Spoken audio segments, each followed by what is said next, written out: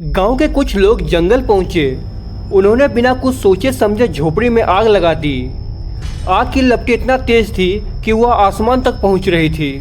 सब लौटने लगे, तभी एक जोरदार तूफान उठ खड़ा हुआ। पेड़ हिलने लगे, बिजली कड़कने लगी और अचानक सबने देखा झोपड़ी की राख में से एक काली आकृति बाहर निकली।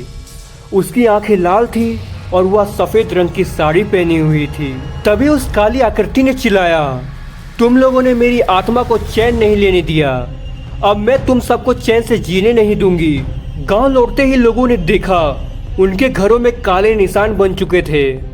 बच्चों को बुरे सपने आने लगे और रात में किसी की रोने की आवाज़ आने लगी। डर के मारे गांव वाले अब घर से बाहर नहीं निकलते थे। तभी अगले दिन सुबह सरपंच जगदीश ने निर्णय लिया कि किसी तांत्रिक को बुलाया जाए। तभी कुछ दिनों में बाबा चतुरलाल गांव आए, लंबी जटाएं और सिंदूर से रंगा माथा। उन्होंने गांव की हवा सूंघते ही कहा, ये चुड़ैल मरी नहीं है बल्कि और ज्यादा शक्तिशाली बन गई है। उसकी आत्मा अब हर घर में भटक रही है। तांत्रिक ने पूरे गांव में राख छिड़की और बताया कि अगली पूर्णिमा को अगर उसका वध नहीं किया गया तो वह पूरे गांव को निगल जाएगी। यह बात सुनकर गांव वालों ने मिलकर जंगल में एक यज्ञ करने का फैसला किया। पूर्णिमा की रात आई, जंगल में एक बड़ा हवन कुंड बनाया गया। चारों तरफ मंत्र गूंजने लगे।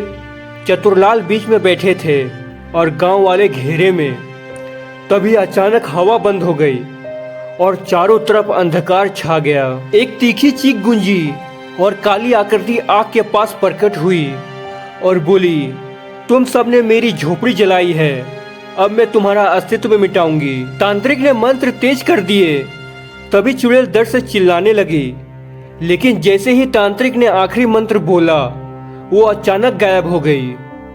लोगों ने राहत की सांस ली, पर क्या वो सच में खत्म हो गई थी? एक हफ्ता शांति से बीता, गांव फिर से सामान्य हो चला।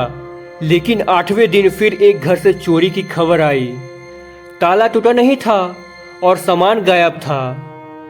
अब गांव वालों को लगने लगा था कि चुड़ैल अब कभी इस गांव को छोड़ के नहीं जाएगी।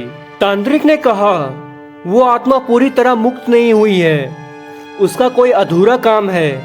जब तक वो पूरा नहीं होगा वह इस गांव को छोड़कर नहीं जाएगी। तभी तांत्रिक ने ध्यान लगाकर कहा, इस चुड़ैल को किसी ने बांध रखा है, उसकी आत्मा को किसी ने जानबूझकर रोका है।